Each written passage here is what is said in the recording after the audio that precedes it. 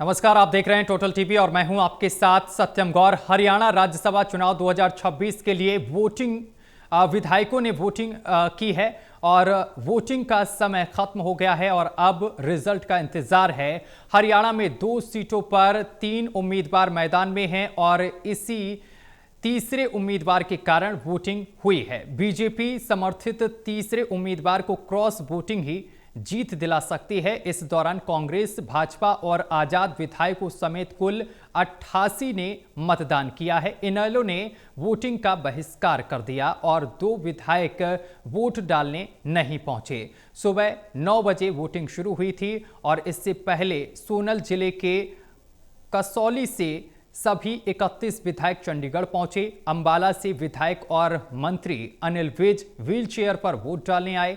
इसी तरह कांग्रेस विधायक मोहम्मद इलियास भी बीमारी की वजह से व्हील चेयर पर वो वोट डालने के लिए पहुंचे। सीएम नायब सिंह सैनी से मिलने गए। उधर टोहाना से कांग्रेस विधायक परमवीर ने सार्वजनिक रूप से अपना वोट दिलाया है।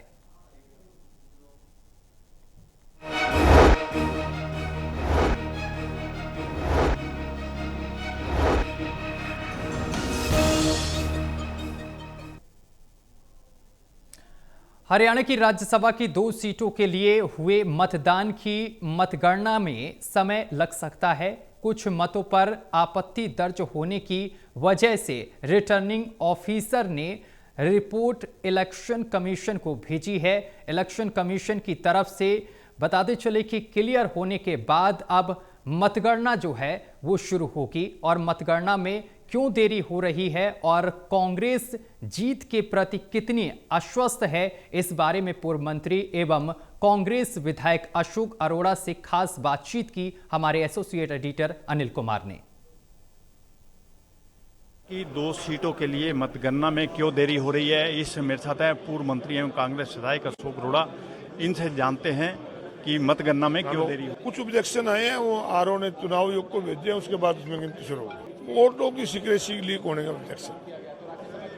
तो कांग्रेस जीत के प्रति कितनी आश्वस्त है? 100% कांग्रेस जीती।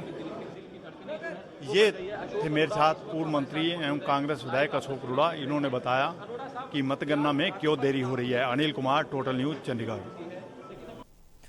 इसी मामले को लेकर चर्चा करेंगे। हमारे साथ मेहमान जुड़ गए, परिचय करा दें। Associate editor doctor Mahesh Kumar हमारे साथ जुड़ गए हैं, हिसार से हैं। एसोसिएट एडिटर देवेंद्र कथोरिया जी हमारे साथ जुड़ गए हैं, पानीपत से। और वरिष्ठ पत्रकार वीरेंद्र सोनी जी हमारे साथ जुड़ गए हैं। चर्चा की शुरुआत देवेंद्र जी मैं आपके साथ करूंगा। राज्यसभा चुनाव की वोटिंग हुई, इस पूरी प्रक्रिया को आप किस तरीके से देख रहे हैं? तो गुजर गया। सुबह 9 बजे वोटिंग शुरू होनी थी, 4 बजे तक का टाइम था। वोटिंग का टाइम जो था उस प्रक्रिया का पालन हुआ है, लेकिन 5 बजे वोटों की गिनती शुरू होनी थी। उससे पहले 4 बजे तक जब वोटिंग हो गई तो बीजेपी और कांग्रेस की तरफ से कुछ आपत्तियां जाहिर की गई हैं। कांग्रेस ने अनिल विज के वोट को लेकर कुछ आपत्ति की कि उन्होंने नियमों का पालन नहीं किया। अनिल विज के वोट को लेकर कांग्रेस ने आपत्ति की, लेकिन बीजेपी ने कांग्रेस के 3 विधायकों, एलनाबाद से भरत सिंह बेनीवाल के वोट को लेके, टोहाना से परमवीर सिंह जो कांग्रेस के विधायक है, और तीसरा नारायणगढ़ से शैली चौधरी। तो बीजेपी ने कांग्रेस के 3 विधायकों पर सीक्रेसी लीक करने का आरोप लगाया है। उनके नाम लिए हैं 3 के, लेकिन कांग्रेस ने अनिल विज के वोट को लेके कि उन्होंने निर्धारित नियमों का पालन नहीं किया। मामला अभी फंसा हुआ है। दरअसल जो पीठासीन अधिकारी हैं, पीठासीन अधिकारी ने भारत सरकार के मुख्य चुनाव आयुक्त से कुछ सलाह मांगी है कि ऐसी स्थिति में क्या किया जाए, क्योंकि इलेक्शन कमीशन ऑफ इंडिया के नियमों के तहत ये राज्यसभा का चुनाव हो रहा है। तो अभी ये कहा जा रहा था कि पहले आपत्तियों को निपटाया जाए, क्योंकि पहले रिजल्ट नहीं दे सकते। दोनों पक्षों की, कांग्रेस और बीजेपी की विधायकों के वोट की सीक्रेसी को लीक करने के लिए आपत्तियां की गई हैं। और जाहिर है आपत्तियां जब तक क्लियर नहीं होंगी तो रिजल्ट ऐसे डिक्लेयर कैसे होगा। मान लो ऐसा हो भी जाए तो कल को कोर्ट में चला जाएगा केस। तो पहले जो पीठासीन अधिकारी है उन्होंने भारत सरकार के मुख्य चुनाव आयुक्त से उनसे सलाह ली है, उनसे रूलिंग ली है कि क्या किया जाए। तो अभी ये दावा किया जा रहा है, कहा जा रहा है कि वोटों की गिनती थोड़ी देर बाद शुरू होगी, लेकिन पहले ऑब्जेक्शंस, आपत्तियां जो है उनका निपटान किया जाएगा। इसी बीच खबर यह भी है कि दोनों पक्षों के, देखिए संजय भाटिया की जीत को लेकर कोई शक नहीं है 1% भी, वो तो जीत रहे हैं। दूसरी सीट को लेकर कांग्रेस दावा करी है, अशोक अरोड़ा भी दावा करे कि कांग्रेस का उम्मीदवार जीत रहा है, और जो कांग्रेस के उम्मीदवार हैं करमबीर सिंह बोथ, उनके समर्थक भी जुट गए हैं। उनको उम्मीद है, भरोसा करें कि उनके उम्मीदवार जीत रहे हैं, कांग्रेस जीत रही है, तो जश्न मनाने को तैयार खड़े हैं बाहर। तो कांग्रेस पूरी तरह से भरोसा दिखा रही है बातचीत में उनके नेता के, कांग्रेस अपना चुनाव जीत रही है एक सीट, लेकिन बीजेपी तो एक सीट जीती हुई है। दूसरी सीट को लेकर पशुपेश की स्थिति है अभी, क्या निर्दलीय उम्मीदवार जीत सकता है, लेकिन जिस तरीके के संकेत हैं, जिस तरीके की बातें आ रही हैं, सत्य मेरे को लगता है शायद कांग्रेस आश्वस्त लग रही है, और कांग्रेस नेताओं की बॉडी लैंग्वेज, उनके दावे बता रहे हैं कि मामला उनके लिए ठीक है। बाकी जब तक रिजल्ट डिक्लेयर नहीं होता तब तक कयास ही लगाए जा सकते हैं। जी महेश जी, कांग्रेस कह रही है कि हम अपने उम्मीदवार की जीत को लेकर पूरी तरीके से आश्वस्त नजर आ रहे हैं, लेकिन चुनाव से पहले आपने भी सुना होगा कि बीजेपी के बड़े दिग्गज नेता क्या कह रहे थे कि हरियाणा चमत्कार की भूमि है, कभी भी यहां पर चमत्कार हो सकता है। और इसके साथ साथ जो आजाद उम्मीदवार आया था, इससे भी कई कयास लगाए जा रहे थे कि अगर क्रॉस वोटिंग होती है तो कहीं ना कहीं कांग्रेस के लिए टेंशन पैदा कर सकती है। देखिए सत्यम, चमत्कार की भूमि है भारतीय जनता पार्टी के लोग ये कह सकते हैं, क्योंकि 2 बार ये चमत्कार हो चुका है। लेकिन ये दोनों बार जो चमत्कार हुआ, ये कहीं ना कहीं जो अब इक्वेशंस निकलकर सामने आ रहे हैं, भूपेंद्र सिंह हुड्डा की नाराजगी इन चमत्कारों का कारण बनी थी। लेकिन इस बार भूपेंद्र सिंह हुड्डा किसी भी सूरत में अब नाराजगी का मैसेज पार्टी को नहीं दे सकते, क्योंकि अब भविष्य की राजनीति का सवाल यहाँ पर सामने खड़ा, और 1 साल का वक्त लगा नेता प्रतिपक्ष की कुर्सी देने में पार्टी हाईकमान ने भूपेंद्र सिंह हुड्डा को 1 साल का वक्त लगाया। अब ये वक्त काफी आत्ममंथन करने के लिए भूपेंद्र सिंह हुड्डा के लिए कि भले कितने भी शक्तिशाली वो कांग्रेस पार्टी के भीतर बन चुकी हो, लेकिन अभी अगर पार्टी झटका देने पे आई तो दिक्कत हो सकती है। और मुझे लगता है कि अब जो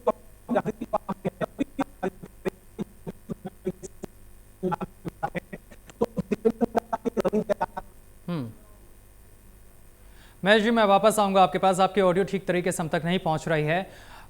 वरिष्ठ पत्रकार हमारे साथ वीरेंद्र सोनी जी भी मौजूद हैं। वीरेंद्र सोनी जी, विधायकों को हरियाणा से दूसरी जगह शिफ्ट करना, कांग्रेस की बात मैं कर रहा हूं, और ये जो किया गया कांग्रेस की तरफ से, ये कितना इस चुनाव में सफल रहा है? क्या इसका परिणाम कांग्रेस को मिलता हुआ दिख रहा है आपको? देखिए, वैसे तो ये स्वस्थ परंपरा नहीं है। कांग्रेस अपने विधायकों को भारतीय जनता पार्टी से बचा रही थी, तो उस बचाने के लिए उसने ये जो है अपना दोबारा से ढंग का जो है रिसोर्ट जो पॉलिटिक्स होती है वो अपनाई है।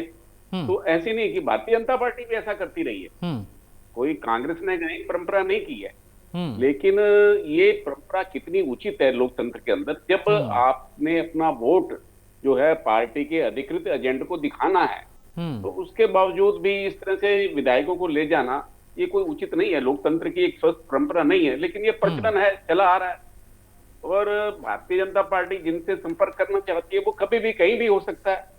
और हालांकि कांग्रेस ने आरोप भी लगाया है कि भारतीय जनता पार्टी के कुछ नेताओं ने कांग्रेस के विधायकों को खरीदने की कोशिश की, उनको प्रलोभन दिए, और इस आशय की वो रिपोर्ट शिमला पुलिस में दर्ज करा रहे हैं। हालांकि शिमला पुलिस ने कहा है कि उनके पास अभी तक कोई औपचारिक शिकायत आई नहीं है। इस तरह के आरोप प्रत्यारोप तो चलते रहते हैं, तो ये आरोप कितने प्रामाणिक हैं ये तो बाद में स्पष्ट होगा जब कांग्रेस के विधायक जो है इसकी प्राथमिकी दर्ज कराते हैं। ये जो रिसोर्ट परंपरा है, ये भारत दर्शन जो है ये पहले के समय में हुआ करता था, जब कि ऐसी व्यवस्था नहीं थी, वोट दिखाने की व्यवस्था नहीं थी। अब ऐसा प्रावधान है कि पार्टी के अधिकृत एजेंट को जो है वोट दिखाना होगा, तो ऐसे में तो विधायक जो है वो स्वस्थ तस्वीर उभर कर आती है। और ये देखिए कि जिस तरह की ये पिछले भी इंक का मामला हुआ था, स्याही का कांड हुआ था, तो उसके अंदर भी एक तरह की तकनीकी खामियां थी। तकनीकी खामियां तो कई हो सकती है, इसलिए विधायकों को प्रशिक्षण दिया जाता है कि उन्होंने अपनी वरीयता कैसे तय करनी है, किस तरह मार्क करना है, ताकि उसमें कोई गड़बड़ ना हो जाए। कांग्रेस के विधायकों के पास तो सिर्फ एक ही विकल्प था, कोई दूसरी वरीयता तो थी नहीं। हाँ, भारतीय जनता पार्टी के पास 2 थे, एक भारतीय जनता पार्टी समर्थित था तो वहां विधायकों को ये अपनी वरीयता दर्ज करनी थी। हो सकता है कि भारतीय जनता पार्टी ने ऐसी व्यवस्था की हो कि जैसे संजय भाटिया को अब 30 वोट चाहिए थे, 2 वोट तो आए नहीं, अब्सटेन रहे, अनुपस्थित रहे इंडियन नेशनल लोकदल के। तो ऐसे में भारतीय जनता पार्टी ने कुछ जिलों के विधायकों को यह तय कर दिया होगा कि उनको अपनी प्रथम वरीयता में संजय भाटिया को वोट देना है और अमुक जिलों के विधायकों को जो है सतीश नादल, जो भारतीय जनता पार्टी समर्थित है, उनको वोट डालना है। तो इसलिए तय कर दिया जाता है, इसलिए प्रशिक्षण दिया जाता है ताकि वो उसको मार्क करने में कहीं ना कहीं कोई चूक ना हो जाए, कोई गलत निशान ना आ जाए। तो इसलिए विधायकों को प्रशिक्षण दिया जाता है। और कुछ विधायक मदद भी लेते हैं, क्योंकि जिनके हाथ कांपते हैं, जिनमें कोई कठिनाई है, तो वो चुनाव आयोग से मदद भी लेते हैं, ऐसे मदद मिलती भी है। तो एक हाँ, जो ये रिसोर्ट कल्चर आया है, ये लोकतंत्र के लिए अच्छा नहीं है। इस तरह से विधायकों को बंधक बना के रखना। कहा तो ये जाता है कि विधायक अपनी इच्छा से गए। भूपेंद्र सिंह हुड्डा ने कहा कि मुझे जानकारी नहीं है विधायक कहाँ गए, वो अपनी इच्छा से गए, कहाँ गए मुझे जानकारी नहीं है। लेकिन ये सब बातें तो संज्ञान में होती है। उसका ये रहता है कि जो दूसरे लोग हैं वो उनके विधायकों से संपर्क ना कर सके, खरीद फरोख्त ना हो सके, तो उनका अपना पक्ष है। और जो भारतीय जनता पार्टी के विधायक हैं वो तो खुले में थे, क्योंकि उनको तो कोई खतरा था नहीं, क्योंकि खरीदार था ही नहीं कोई। और पहले भी जब भारतीय जनता पार्टी जब विपक्ष में थी तो भारतीय जनता पार्टी भी अपने विधायकों को इस तरह से बचाती रही है। जहां भाजपा के शासित राज्य थे वहां पर बेचती रही है। ये एक कल्चर चला आ रहा है। लेकिन अब इसमें लोकतंत्र के लिए कितना ये घातक है, इस परंपरा को बदला जाना चाहिए। ये कब बदलाव होगा, कब तक इस तरह से भेड़ बकरियों की तरह विधायकों को जो है ले जाता जाया रहेगा, तो ये एक अच्छा लक्षण लोकतंत्र के लिए कम से कम नहीं है। महेश जी, आप तक ऑडियो पहुंच रही है? जी महेश जी, देखिए इनेलो ने इस पूरे चुनाव से दूरी बनाकर रखी। पहले उम्मीद ये जताई जा रही थी कि इनेलो के जो विधायक हैं वो बीजेपी के साथ जुड़ेंगे, लेकिन उन्होंने दूरी बनाई। इस दूरी का फायदा किसको होगा, नुकसान किसको? देखिए, स्पष्ट तौर पे यहाँ इंडियन नेशनल लोकदल के सामने जो सबसे बड़ी दिक्कत आ रही थी और सबसे बड़ी परेशानी जो सामने आ रही थी वो एक आरोप था, जो कि कांग्रेस पार्टी लगातार ये बात कहती रही कि भारतीय जनता पार्टी की बी टीम के तौर पर काम कर रही है इंडियन नेशनल लोकदल। विधानसभा चुनाव के दौरान इस तरह के संकेत भी देखने को मिले, जहां भारतीय जनता पार्टी पास दे रही थी इंडियन नेशनल लोकदल को, और इंडियन नेशनल लोकदल को 2 सीटों के तौर पर उसका फायदा भी मिला। लेकिन ये सिर्फ आरोप है, साबित कर पाना मुश्किल होगा। ये आरोप खत्म करने के लिए भारतीय जनता पार्टी की बी टीम इंडियन नेशनल लोकदल को नहीं कहा जाए, इसको इस व्यवस्था को बदलने के लिए यहाँ आईएनएलडी ने ये तरीका इख्तियार किया कि वो चुनाव से दूरी बना लेंगे। लेकिन ये दूरी बनाएंगे ये भी कब निर्धारित किया? मुझे लगता है पहली प्रेस कॉन्फ्रेंस 12 बजे की रखी गई थी अभय सिंह चौटाला की तरफ से। उसके बाद 3 बजे का वक्त दिया और 4 बजे का वक्त आखिरी वक्त था जब जो मतदान की प्रक्रिया वो खत्म होनी थी। यानी इंडियन नेशनल लोकदल के 2 विधायक इस बात को लेकर स्टैंड बाय थे कि अगर उनके 2 वोट से फैसला हार और जीत में तब्दील होता नजर आया, यानी उनके 2 वोटों से अगर यहाँ जो निर्दलीय उम्मीदवार है सतीश नादल, वो अगर जीत की मंजिल तक पहुंच पाए और कांग्रेस पार्टी के उम्मीदवार को अगर हराने की कोई संभावना बनती नजर आई तो फिर वो वोटिंग कर सकते हैं। वरना जो फैसला वो 12 बजे बता सकते थे वो फैसला तो वो एक दिन पहले भी बता सकते थे, लेकिन पहले 12 बजे और उसके बाद 3 बजे। यानी ये सुनिश्चित किया गया कि हार और जीत का अंतर जो है वो 2 वोटों से ज्यादा रहेगा। तो ऐसे में उनके वोट ना डालने से सियासी फायदा इंडियन नेशनल लोकदल उठाने की कोशिश कर रही थी, ताकि भविष्य में कभी ये आरोप अभय सिंह चौटाला उनकी पार्टी पर नहीं लगे कि इंडियन नेशनल लोकदल जो है भारतीय जनता पार्टी की बी टीम के तौर पर काम कर रहे हैं। अब बी टीम के तौर पर काम करने की सबसे बड़ी परेशानी अभय सिंह चौटाला और उनकी पार्टी को क्यों होती है? वो इस वजह से होती है कि आमूलचूल तौर पर अगर परिवर्तन की बात की जाए तो ये माना जाता है कि जो जाट वोटर है हरियाणा का वो भारतीय जनता पार्टी के खिलाफ है। मोटे तौर पर यह माना जाता है कि जाट वोटर का जो सेंटिमेंट है वो एंटी बीजेपी सेंटिमेंट है। अब अगर बी टीम के तौर पर अभय सिंह चौटाला की पार्टी काम करती है तो विशुद्ध तौर पर जाट वोटर ही सबसे बड़ा वोटर और सबसे बड़ा वोट बैंक अभय सिंह चौटाला के पास है। अब ये दोनों चीजें एक दूसरे के विपरीत काम करती हैं। आप बीजेपी के साथ खड़े हैं और जाट बीजेपी के साथ नहीं है, आपकी पार्टी को जाट वोटर का वोट जो है सहयोग चाहिए। तो ऐसे में ये चीजें मैच नहीं कर रही थी और इस लॉकअप को तोड़ने की कोशिश यहाँ अभय सिंह चौटाला कर रहे थे। अब आप सवाल ये कर रहे थे कि 2 वोट नहीं डालने से क्या फायदा होगा, कोई बहुत बड़ा परिवर्तन नहीं होने वाला है, क्योंकि हार और जीत का यानी परिणाम के बदलने का अंतर इतना ज्यादा था कि इन 2 सीटों के, इन 2 विधायकों के चुनाव में नहीं भी मतदान की प्रक्रिया में शामिल नहीं भी होने से कोई बहुत परिणाम पर अंतर नहीं आ रहा था। तो ऐसे में यहां अलग रहकर अभय सिंह चौटाला ने खुद की मजबूरियों को खत्म करने की कोशिश की है और चुनाव परिणाम चूंकि अब नहीं बदल रहा है तो ये मानकर चलिए कि कांग्रेस पार्टी अपनी सीट लेकर जाएगी ही। देवेंद्र जी, इस पूरे चुनाव में आजाद उम्मीदवार की भूमिका को आप किस तरीके से देखते हैं?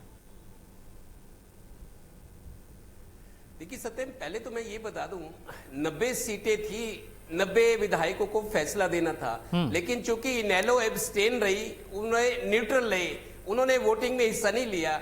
अब रह गए 88 विधायक, 88 वोट पड़े हैं।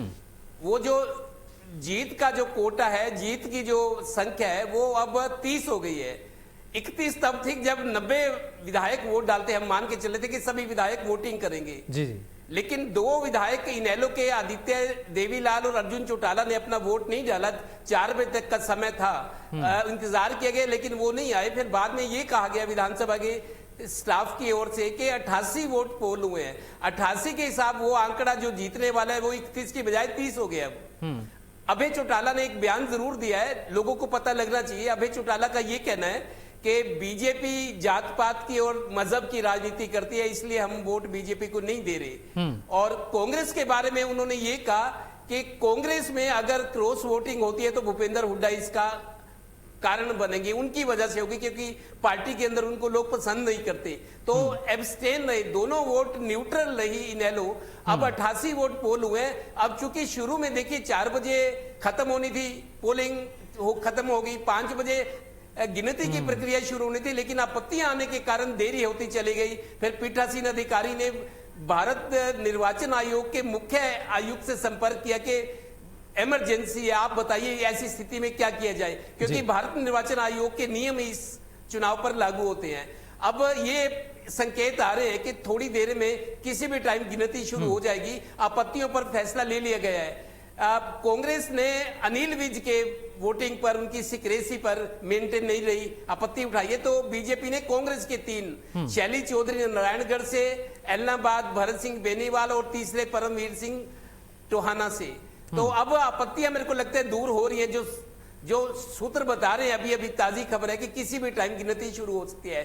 शुरू होने में भी देखिए हर एक वोट की जो क्योंकि बैलेट पेपर से हुआ है उसमें प्रेफरेंसेस भरी जानी चाहिए, कॉलम है, स्याही कैसी है, कि कोई और तकनीकी गड़बड़ी तो नहीं है, ये जांचा जाएगा, इसके बाद रिजल्ट आएगा। अब रिजल्ट का इंतजार हो रहा है, देखते कितनी देर लगती है। लेकिन कुल मिलाकर तस्वीर साफ हो गई है। जिस तरीके से कांग्रेस के अशोक अरोड़ा है या कांग्रेस के नेता जैसे उम्मीदवार के समर्थक आ गए हैं बाहर, जैसा बातें आ रही हैं, उनको उम्मीद है कि उनका कैंडिडेट जीत रहा है। हालांकि बीजेपी की तरफ से दोनों सीटें, एक सीट तो संजय भाटिया की क्लियर है, कोई दिक्कत नहीं। दूसरी सीट कांग्रेस को ना जीतने देने की बीजेपी ने पूरी कोशिश की, रणनीति बनाई।